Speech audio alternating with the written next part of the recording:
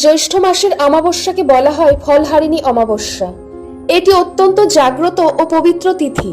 এই দিন তারাপীঠের মা ফলহারিণী রূপে পূজিত হন। এই দিনে তারামা রাজরাজেশ্বরী বেশে সাজেন।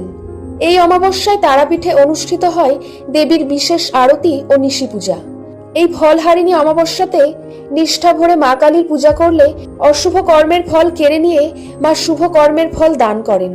এছাড়া ভক্তরা তাদের প্রিয় ফল দেবীর চরণে অর্পণ করে মনের ইচ্ছা মাকে জানান। যতদিন না মনস্কামনা পূরণ না হয় ততদিন সেই ফল ভক্তেরা ত্যাগ করে থাকে। এই ফলহারিণী অমাবস্যায় দেবীকে মরশুমি ফল দিয়ে সাজানো হয় এবং মায়ের ভোগেও থাকে নানান রকম মরশুমি ফল।